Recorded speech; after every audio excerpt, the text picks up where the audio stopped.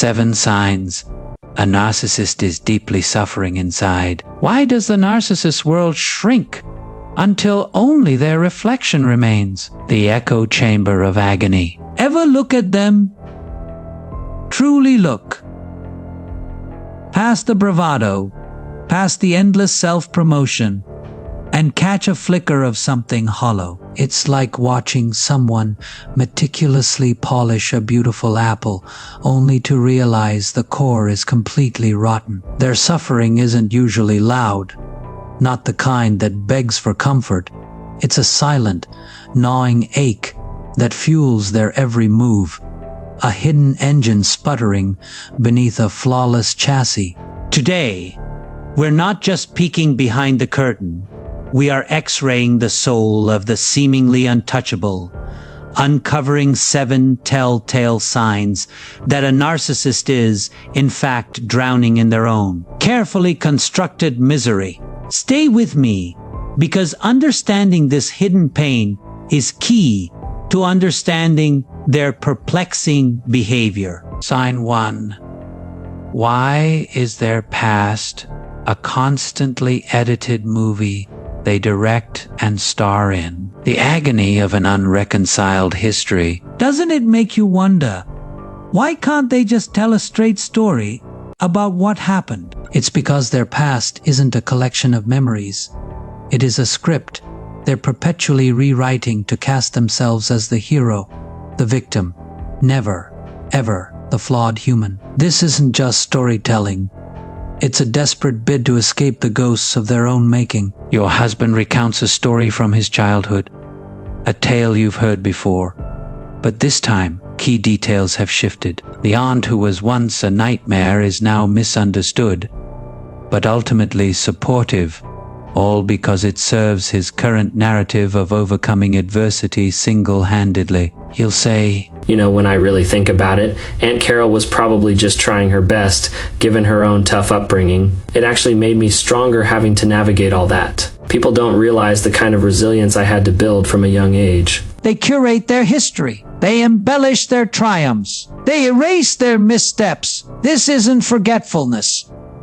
It's a relentless, exhausting effort to maintain a pristine, albeit fictional, self-image.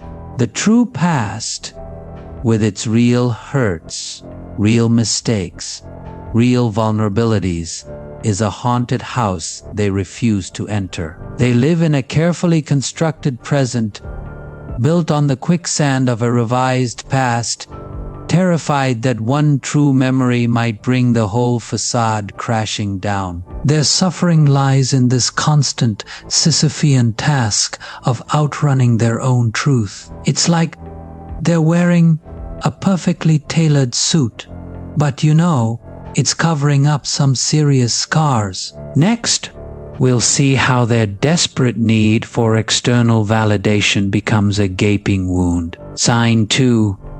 Why does every compliment they receive seem to evaporate instantly? The black hole of validation hunger. Haven't you noticed it? No matter how much praise they get, why are they always fishing for more almost immediately? It's like pouring water into a bucket riddled with holes.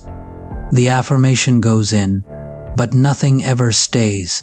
Nothing ever truly fills them. Their self-worth isn't an internal wellspring. It is a desolate landscape entirely dependent on external irrigation. Your girlfriend posts a stunning photo, and the comments pour in.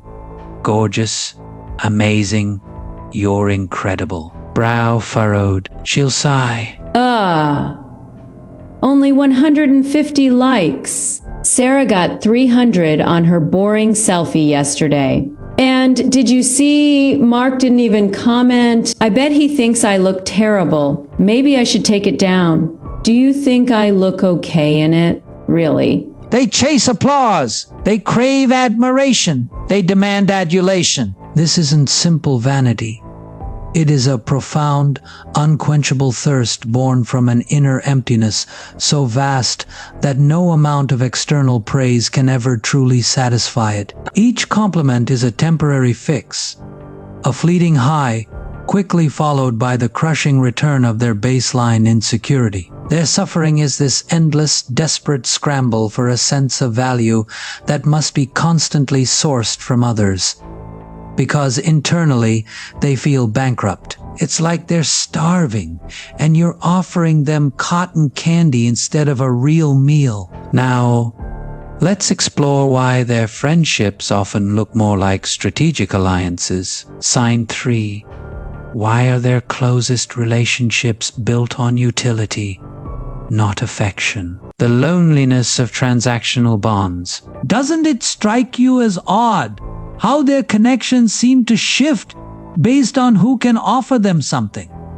Right now, their social circle isn't a warm embrace. It's more like a carefully managed portfolio of assets, each friend serving a specific purpose. This isn't genuine connection. It is networking for survival in their self-imposed emotional desert. Your boyfriend suddenly becomes best buddies with a colleague he previously badmouthed, all because that colleague now has access to concert tickets he desperately wants. He'll justify it, saying, "Yeah, Dave's actually not a bad guy once you get to know him. We have a lot more in common than I thought. He was telling me about these amazing seats he can get. It's good to have connections like that. It's all about who, right?" They assess usefulness. They exploit generosity. They discard when value diminishes. This isn't the ebb and flow of normal relationships. It's a cold, calculated cultivation of contacts based on what can be gained: status, resources, admiration, a temporary ego boost. The suffering here is profound. They are surrounded, yet utterly alone, incapable of the reciprocal vulnerability that true intimacy requires. They build walls, not bridges, and then wonder why no one can truly reach them. It's like watching someone meticulously arrange chess pieces, but forget they're supposed to be playing with another human being. Up next, the peculiar way they react to genuine, unprompted kindness. Sign 4. What happens when you offer them unconditional support? The bafflement in the face of true generosity. Ever extended a truly selfless hand to them? No strings attached, only to be met with suspicion, confusion, or even a subtle attempt to find the angle, making you wonder, why can't they just accept kindness at face value? It's because in their world, everything has a price. Every gesture, a hidden agenda. Pure, unadulterated altruism is a foreign language they can't quite decipher. Your wife is having a genuinely tough week at work. You take on all the household chores, make her favorite dinner, and tell her to just relax, expecting nothing in return. Instead of relief, she seems wary. She might say, "This is really nice of you. So what's the catch? Are you going to ask me for that expensive golf trip next week? Or are you feeling guilty about something?" People don't usually do this much for no reason. They search for motives. They anticipate manipulation. They struggle with trust. This isn't cynicism. It's a tragic reflection of their own internal operating system, where every interaction is a transaction, every kindness a potential debt. The inability to simply receive love or support without dissecting it for hidden costs is a deep suffering, a testament to a world where genuine connection feels alien and unsafe. They cannot fathom a gift given freely because they so rarely give one themselves. It's like offering a starving person a gourmet meal, and they spend all their time checking it for poison. Let's now see how their relentless pursuit of an idealized self leaves them perpetually dissatisfied. Sign 5. Why is their perfect self-image so fragile and constantly under construction? The exhaustion of upholding an illusion. Have you ever felt that no matter how much they achieve or acquire, they're never truly content with who they are? It's like they're an artist endlessly trying to perfect a masterpiece that exists only in their mind, while the real canvas of their life remains neglected. This isn't self-improvement. It's a desperate, never-ending flight from their perceived inadequacies. Your girlfriend spends hours, days, weeks curating the perfect Instagram feed, the ideal vacation photos, the flawless narrative of her life. Yet, in private, she's riddled with anxiety about tiny imperfections. She'll lament, I just don't understand why my engagement isn't higher. Look at Chloe's feed. Everything she does looks so effortless, so authentic. I try so hard. I buy all the right things. I go to all the right places, but it never feels enough. Maybe if I just get that new designer bag, then my aesthetic will finally click. they project perfection. They fear exposure. They chase an unattainable ideal. This isn't ambition. It's a grueling, soul-crushing performance. The gap between their carefully constructed public persona and their insecure private self is a chasm of suffering. They are actors strapped in a role they can never abandon, terrified that if the mask slips, the audience and they themselves will see nothing but emptiness underneath. The energy it takes to maintain this facade is monumental, leaving them perpetually depleted. It's like they're trying to hold water in a sieve. Beautiful, but ultimately futile. Next, we'll uncover their peculiar relationship with joy, specifically the joy of others. Sign 6. Why does someone else's happiness often seem to dim their own light? The shadow of comparative misery. Doesn't it sometimes feel like your good news, or anyone's good news, somehow makes them smaller, quieter, almost resentful? It's as if another person's candle burning brightly casts a discomforting shadow on their own sense of worth. Their internal landscape is so barren that another's flourishing feels like a personal drought. You come home ecstatic about a promotion at work, a genuine achievement you've worked hard for. Your husband listens, his smile barely reaching his eyes. Then he says, "Oh, that's good for you. I guess things are easier in your department. My boss just piled on another impossible project today. No recognition." Of course, some people just have all the luck, don't they? They subtly devalue. They immediately compare. They shift focus back to their own perceived hardships. This isn't just a lack of enthusiasm for others.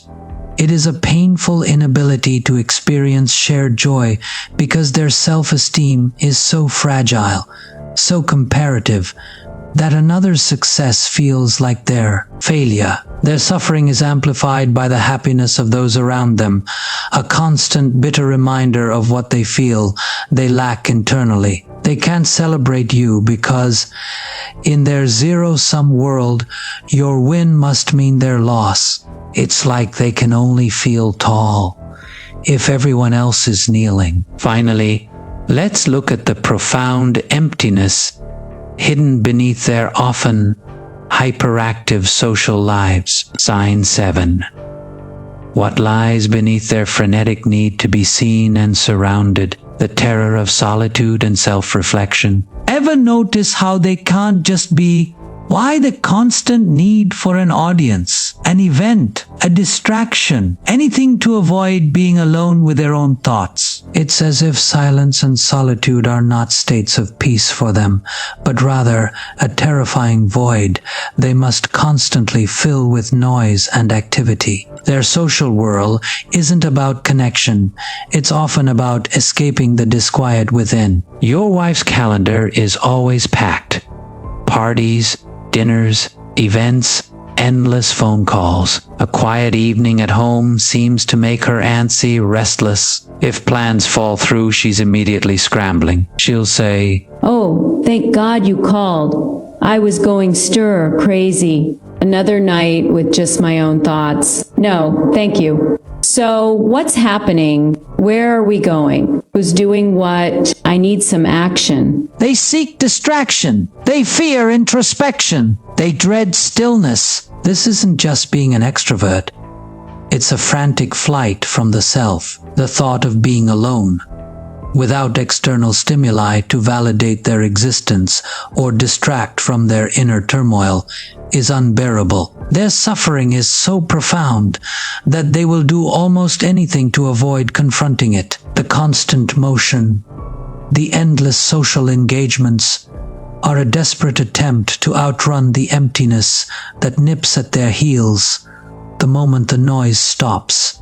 It's like a child afraid of the dark, needing every light in the house blazing. The gilded cage of a narcissist's inner world. So, the gleaming facade, the unwavering confidence, the life that seems so enviable from afar, it often masks a desolate inner landscape. 7 signs: the edited past, the insatiable hunger for validation, the transactional relationships, the suspicion of kindness, the exhausting pursuit of a fake ideal, the inability to share, joy, and the terror of solitude. They paint a picture not of triumph, but of profound, hidden suffering. Understanding this doesn't excuse harmful behavior, not for a second, but it can demystify it.